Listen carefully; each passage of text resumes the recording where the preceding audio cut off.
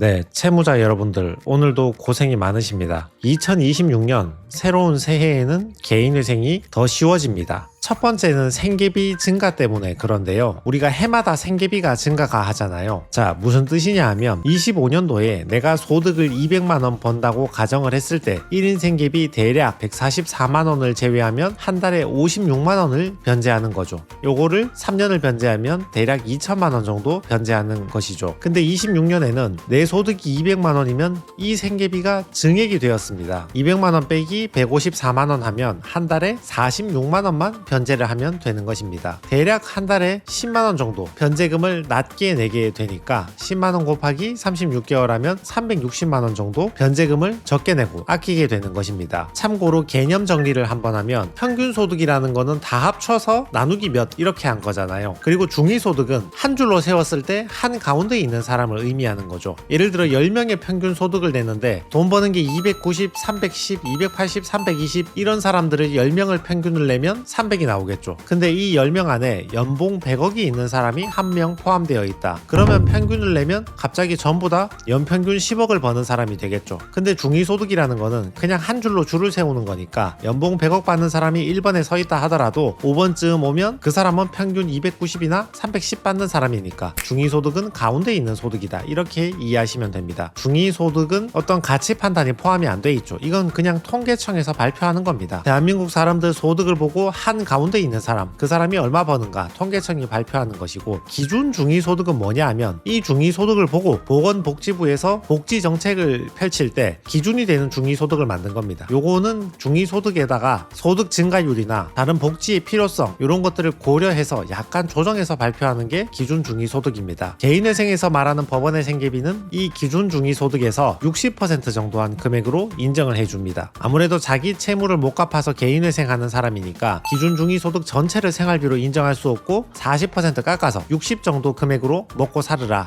그런 말이 되겠죠. 그래서 얼마가 늘어나는가? 이렇게 됩니다. 1인 생계비는 143만원에서 153만원으로 늘어나는 것이고 10만원 정도 늘어나는데 7.2% 정도 증가를 하는 것입니다. 2인 생계비는 235만원에서 251만원이 되는데 15만 9천원 정도 오르는데 6.8% 정도 증가가 되는 것입니다. 3인 생계비는 321만원, 4인 생계비는 389만원, 5인 생계비는 453만원, 6인 생계비는 513만원이 되는 것입니다. 대체로 6%에서 7% 정도 상승을 하게 됩니다. 자, 예시를 보면 25년도 같은 경우는 내 소득이 300인데 여기서 내가 자녀가 밑에 한 명이 있으니까 2인 생계비 236을 빼면 한 달에 64만원을 변제를 해야 되는데 26년에는 300만원 벌면 2인 생계비 252만원 빼서 한 달에 48만원을 변제하게 되는 것입니다. 25년도에는 350만원 버는 경우에 내 밑에 자녀가 2명이 있다면 나하고 자녀 2명 합쳐서 3인 생계비 300을 빼면 한 달에 50만원을 변제하게 되는데 26년에는 350을 벌게 되면 3인 생계비 321만원을 빼면 한 달에 29만원을 변제하게 되는 것입니다. 다만 밑에 자녀가 있다고 무조건 부양가족이 되는 것은 아니고 배우자의 소득이나 재산에 따라서 부양가족 반영수는 달라질 수 있으며, 그리고 내가 청산가치가 큰 경우에는 이런 공식이 필요가 없겠죠. 어차피 나는 청산가치 이상을 변제를 해야 되니까. 보건복지부에서는 매년 기준 중위소득을 물가에 따라서 상승한 금액에 정책적 고려를 더해서 기준 중위소득을 발표하는데 물가가 오르니까 해마다 올라가겠죠. 그러니까 그 금액에 기계적으로 60%를 곱한 생계비 같은 경우도 해마다 증가하게 되는 것입니다. 자, 증가한 생계비는 언제부터 적용이 되는가? 26년 1월 1일부터 새해부터 적용이 됩니다. 그러니까 매년 11월 12월이 되면 언제 신청할까? 이걸 고민하게 되는 거죠. 독촉이나 추심이나 가압류 같은 게 걱정이 된다, 또는 월 이자를 300만원씩 낸다, 이런 사람들은 즉시 신청하는 게 낫죠. 당장 독촉 추심에서 벗어나야 되니까. 또는 변제금 360만원 아낀다고 해도 내가 월 이자 300만원을 한두 번 더 내버리면 이게 더 손해니까 즉시 하는 게 낫고, 청산가치가 큰 경우에도 생계비가 별 문제가 안 되니까 어차피 청산가치 이상 변제를 해야 되니까 이런 분들도 즉시 신청하는 게 낫습니다. 그 외의 경우에는 12월 달에 상담하고 서류 준비해서 1월 초 되면 바로 신청서를 제출해버리는 게 좋겠죠. 참고로 방금 생계비는 회생을 할까 파산을 할까의 선택 기준이 되기도 합니다. 내가 받는 월급이 소득이 1인 생계비 154만원을 넘어간다면 소득에서 생계비 빼고 남는 돈이 있잖아요. 그 돈으로 변제금을 내는 거니까 이런 분들은 개인회생을 고려해보는 것이 타당하고, 소득이 너무 적어서 1인 생계비조차 안 된다, 예를 들어서 소득이 140만원이다, 이런 사람은 1인 생계비조차 안 되니까 하산을 고려해보시는 것이 원칙적으로는 타당합니다. 두 번째 소식은 회생법원이 개원을 하면서 개인회생 절차가 더 간편하고 빠르게 진행될 가능성이 높아졌습니다. 원래 과거에는 회생법원이라는 게 별도로 없었거든요. 서울중앙지방법원 안에 하산을 하는 부서가 따로 있었지 2017년까지만 해도 회생법원은 별도로 없었거든요. 서울중앙지방법원 있고 가정법원 따로 있고 행정법원 따로 있었지만, 회생파산 같은 경우는 서울중앙지방법원 밑에 그 하나의 부서로서 회생파산을 담당을 했었는데, 2017년이 되면서 서울회생법원이란 게 가정법원처럼 별도로 만들어지게 된 거죠. 그렇게 서울회생법원이 전문법원이 따로 설치가 되니까 그때부터 전문성이 제고되기 시작하니까 개인회생을 신청했을 때 신청이 처리되는 속도도 빨라지고 절차나 서류도 간소화되기 시작하고, 그리고 여러분 익히 아시겠지만 주식코인 청산가치 제외나 배우자 재산을 2분의 1을 반영하지 않는 것을 원칙으로 한다거나, 이렇게 전문적으로 채무자에게 형평을 가려서 더 유리한 실무 지침들이 많이 만들어졌죠. 그리고 23년 3월에 수원회생법원, 부산회생법원도 개원을 하게 되었고, 다가오는 26년 3월에는 대전회생법원, 대구회생법원, 광주회생법원도 새롭게 개원을 하게 됩니다. 이렇게 개원을 하면 뭐가 좋아지는가? 기존의 서울이나 수원회생법원처럼 신속한 사건 처리가 기대가 되고, 또 지금은 서울회생법원 같은 경우는 서류가 간소화되어 있는데 지방의 회생법원이 없는 경우에는 서류가 굉장히 복잡하게 많이 제출해야 되는 경향이 있거든요. 그런 서류들도 간소화될 수 있고, 그리고 회생법원이 생겼으니까 회생위원마다 제각각으로 처리하던 것이 조금 더 통일성 있는 사건 처리가 되지 않을까. 특히 법원 간의 편차 있잖아요. 주식코인 청산가치 반영이나 배우자 재산 청산가치 반영 같은 거, 이런 것들에 대해서 조금 더 통일성 있는 사건 처리를 할 수 있도록 각 회생법원에서 실무 준칙을 제정하지 않을까, 그렇게 기대하고 있습니다. 그래서 대전 회생법원이 만들어지면 대전, 충남, 세종 이쪽을 관할을 하게 되고, 광주 회생법원이 만들어지면 광주, 전남이 관할이 되고, 대구 회생법원이 만들어지면 대구, 경북 이쪽 지역이 관할이 됩니다. 자, 요건 언론 보도된 것인데, 기존에는 개인회생도 법원 따라 복불복이다. 왜냐하면 주식코인 청산가치나 배우자 재산 같은 게 반영되는 게 법원마다 기준이 달랐는데, 계속 회생법원이 늘어날수록 전문성이 늘어나고 통일성 있는 처리를 위해서 실무 준칙이 일관성 있게 제정되지 않을까 기대를 할 수 있는 거죠. 26년도에 대전, 대구, 광주 회생법원이 개원을 하게 된다.